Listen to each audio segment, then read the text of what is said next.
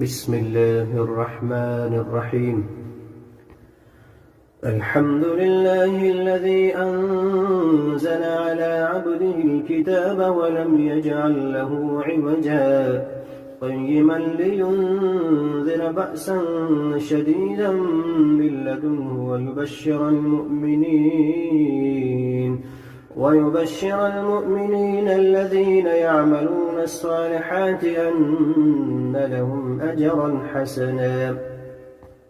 ماكثين فيه أبدا وينذر الذين قالوا اتخذ الله ولدا ما لهم به من علم ولا لآبائهم كبرت كلمة تخرج من أفواههم إن يقولون إلا كذبا فلعلك باخع نفسك على آثارهم إن لم يؤمنوا بهذا الحديث أسفا إنا جعلنا ما على الأرض زينة لها لنبلوهم أيهم أحسن عملا وإنا لجاعلون ما عليها صعيدا جرزا أم حسبت أن أصحاب الكهف والرقيم كانوا من آياتنا عجبا إذ أوى الفتية إلى الكهف فقالوا ربنا آتنا من لدنك رحمة وهيئ لنا من أمرنا رشدا فضربنا على آذانهم في الكهف سنين عددا ثم بعثناهم لنعلم أي الحزبين أحصى لما لبثوا أمدا نحن نقص عليك نبأهم بالحق إنهم فتية آمنوا بربهم وزدناهم هدى وربطنا على قلوبهم إذ قاموا فقالوا ربنا رب السماوات والأرض لن ندعو من دونه إلها لقد قلنا إذا شططا هؤلاء قوم اتخذوا من دونه آلهة لولا يأتون عليهم بسلطان بين فمن أظلم ممن افترى على الله كذبا وإذ اعتزلتموهم وما يعبدون إلا الله فأووا إلى الكهف ينشر لكم ربكم من رحمته ويهيئ لكم من أمركم مرفقا وترى الشمس إذا طلعت تزاور عن كهفهم ذات اليمين وإذا غربت تقرضهم ذات الشمال وهم في فجوة منه ذلك من آيات الله من يهد الله فهو المهتد ومن يضلل فلن تجد له وليا مرشدا وتحسبهم أيقاظا وهم رقود ونقلبهم ذات اليمين وذات الشمال وكلبهم باسط ذراعيه بالوصيد لو اطلعت عليهم لوليت منهم فرارا ولملئت منهم رعبا وكذلك بعثناهم ليتساءلوا بينهم قال قائل منهم كم لبثتم قالوا لبثنا يوما أو بعض يوم قالوا ربكم أعلم بما لبثتم فابعثوا أحدكم بورقكم هذه إلى المدينة فلينظر أيها أزكى طعاما فليأتكم برزق منه وليتلطف ولا يشعرن بكم أحدا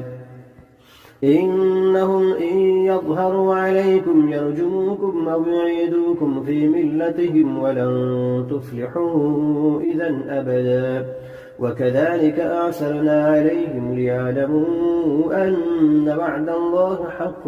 وأن الساعة لا ريب فيها إذ يتنازعون بينهم أمرهم فقالوا بنوا عليهم بنيانا ربهم أعلم بهم قال الذين غلبوا على أمرهم لنتخذن عليهم مسجدا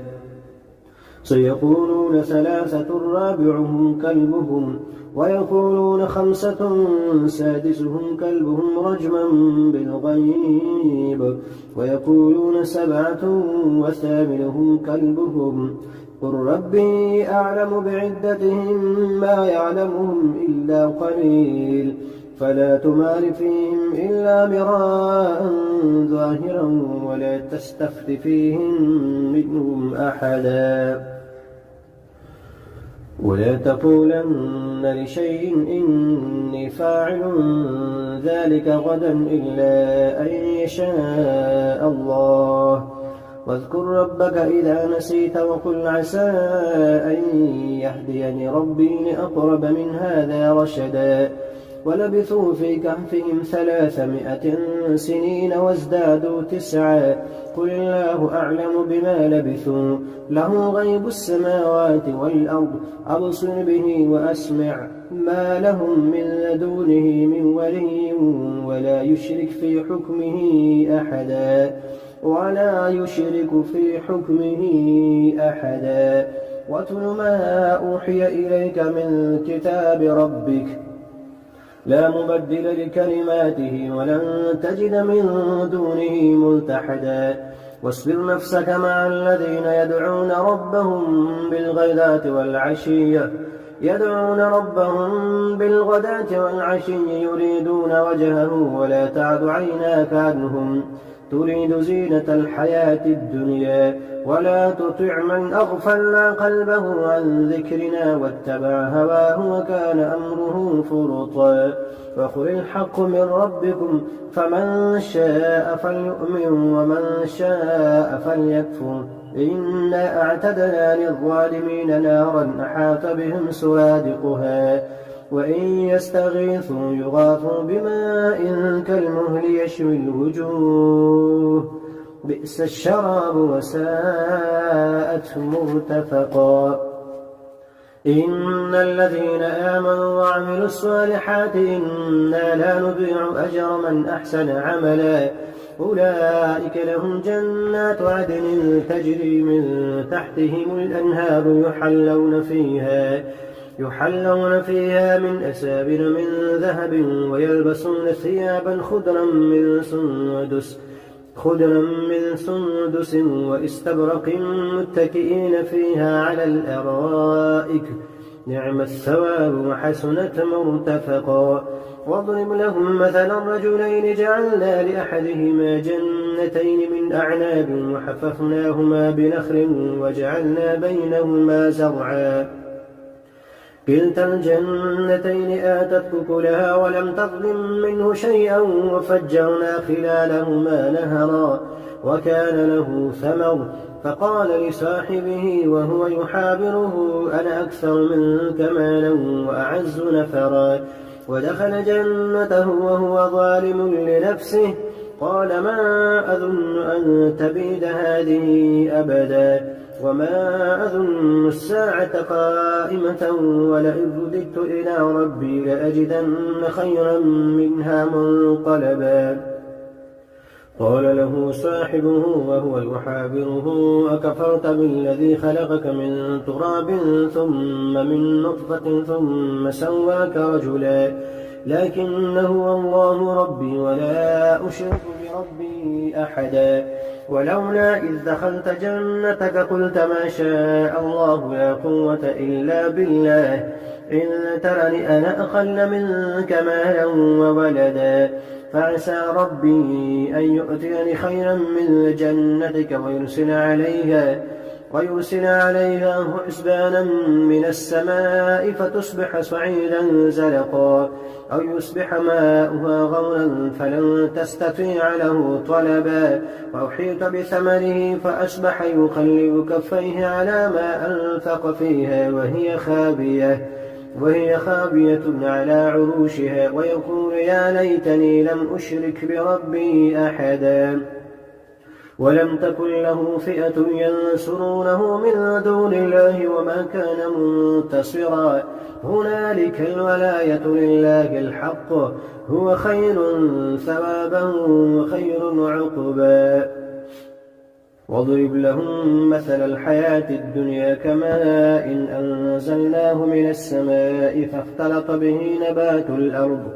نبات الأرض فأصبح هشيما تذروه الرياح وكان الله على كل شيء مقتدرا المال والبنون زينة الحياة الدنيا والباقيات الصالحات خير عند ربك ثوابا وخير أملا ويوم نسير الجبال وترى الأرض بارزة وحشرناهم فلم نغادر منهم أحدا وعرضوا على ربك صفا لقد جئتمونا كما خلقناكم أول مرة بل زعمتم أن لن نجعل لكم موعدا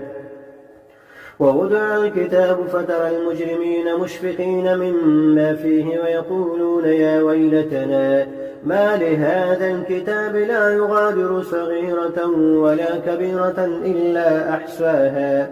ووجدوا ما عملوا حاضرا ولا يظلم ربك أحدا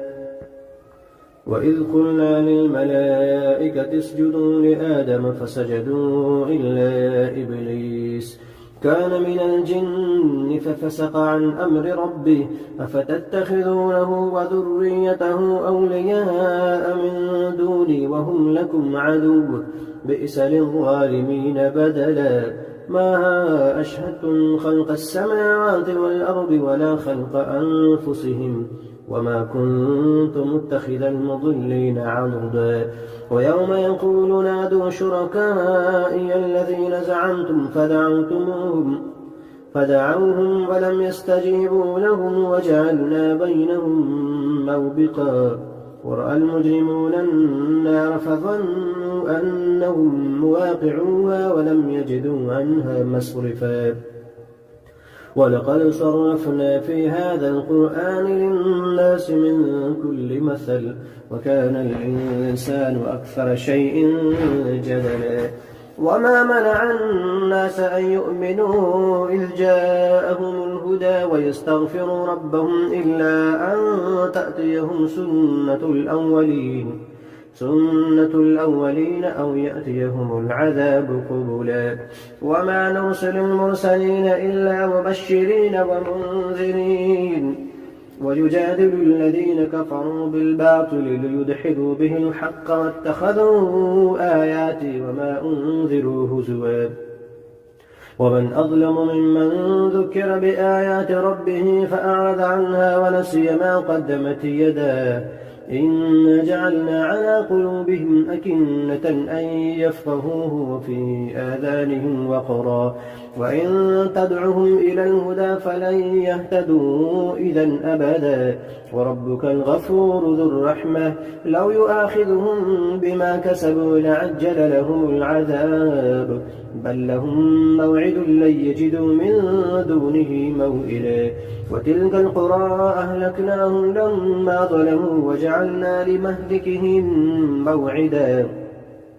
وإذ قال موسى لفتاه لا أبرح حتى أبلغ مجمع البحرين أو أمضي حقبا فلما بلغا مجمع بينهما نسيا حوتهما فاتخذ سبيله في البحر سربا فلما جاوزا قال لفتاه آتنا غداءنا لقد لقينا من سفرنا هذا نصبا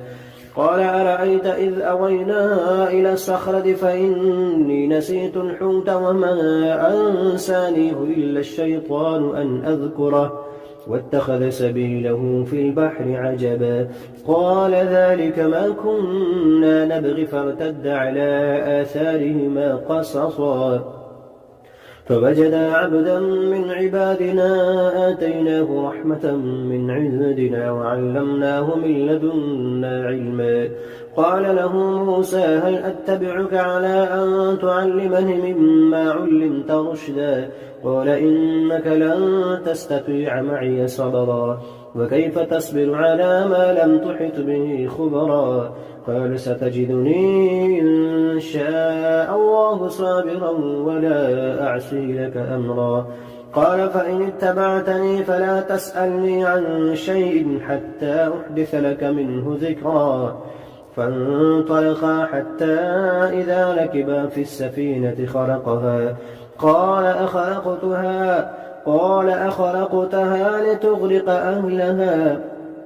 لقد جئت شيئا إمرا قال ألم أقل إنك لن تستطيع معي صبرا قال لا تؤاخذني بما نسيت ولا ترهقني من أمري عسرا فانطلقا حتى إذا لقيا غلاما فقتله قال أقتلت نفسا زكية بغير نفس لقد جئت شيئا نكرا قال ألم نقل لك إنك لن تستطيع معي صبرا قال إن سألتك عن شيء بعدها فلا تصاحبني قد بلغت من لدني عذرا فانطلقا حتى إذا أتيا أهل قرية استطعما أهلها فأبوا أن يضيفوهما فوجدا فيها جدارا يريد أن ينقض فأقامه قال لو شئت لاتخذت عليه أجرا قال هذا فراق بيني وبينك سأنبئك بتأويل ما لم تستطع عليه صبرا أما السفينة فكانت لمساكين يعملون في البحر فأردت أن أعيبها وكان وراءهم ملك يأخذ كل سفينة غصبا وأما الغلام فكان أبواه مؤمنين فخشينا أن يرهقهما طغيانا وكفرا فأردنا أن يبدلهما ربهما خيرا منه زكاة وأقرب رحما وأما الجدار فكان لغلامين يتيمين في المدينة وكان تحته كنز لهما وكان أبوهما صالحا فأراد ربك أن يبلغا أشدهما ويستخرجا كنزهما رحمة من ربك وما فعلته عن أمري ذلك تأويل ما لم تستطع عليه صبرا ويسألونك عن ذي القرنين قل سأتلو عليكم منه ذكرا إنا مكنا له في الأرض وآتيناه من كل شيء سببا فأتبع سببا حتى إذا بلغ مغرب الشمس وجدها تغرب في عين حمئة ووجد عندها قوما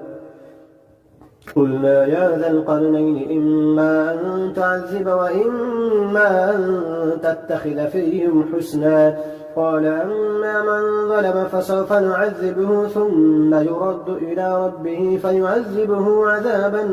نكرا وأما من آمن وعمل صالحا فله جزاء الحسنى وسنقول له من أمرنا يسرا ثم أتبع سببا حتى إذا بلغ مطلع الشمس وجدها تطلع على قوم لم نجعل لهم من دونها سترا كذلك فقد أحطنا بما لديه خبرا ثم أتبع سببا حتى إذا بلغ بين السدين وجد من دونهما قوما لا يكادون يفقهون قولا قالوا يا ذا القرنين إن يأجوج ومأجوج مفسدون في الأرض فهل نجعل لك خرجا على أن تجعل بيننا وبينهم سدا قال ما مكنني فيه ربي خير فأعينوني بقوة أجعل بينكم وبينهم ردما آتوني زبر الحديد حتى إذا ساوى بين الصدفين قال انفخوا حتى إذا جعله نارا قال آتوني أفرغ عليه قطرا فما استطاعوا أن يظهروه وما استطاعوا له نقبا قال هذا رحمة من ربي فإذا جاء وعد ربي جعله دكاء وكان وعد ربي حقا وتركنا بعضهم يومئذ يموج في بعض ونفخ في السور فجمعناهم جمعا وعرضنا جهنم يومئذ للكافرين عرضا الذين كانت أعينهم في غطاء عن ذكري وكانوا لا يستطيعون سمعا أفحسب الذين كفروا أن يتخذوا عبادي من دوني أولياء إنا أعتدنا للكافرين نزلا قل هل ننبئكم بالأخسرين أعمالا الذين ضل سعيهم في الحياة الدنيا وهم يحسبون أنهم يحسنون صنعا أولئك الذين كفروا بآيات ربهم ولقائه فحبطت أعمالهم فلا نقيم لهم يوم القيامة وزنا إن الذين آمنوا ذلك جزاؤهم جهنم بما كفروا واتخذوا آياتي ورسلي هزوا إن الذين آمنوا وعملوا الصالحات كانت لهم جنات الفردوس نزلا خالدين فيها لا يبغون عنها حولا قل لو كان البحر مدادا لكلمات ربي لنفد البحر قبل أن تنفد كلمات ربي ولو جئنا بمثله مددا قل إنما أنا بشر مثلكم يوحى إلي أنما إلهكم إله واحد فمن كان يرجو لقاء ربه فليعمل عملا صالحا ولا يشرك بعبادة ربه أحدا.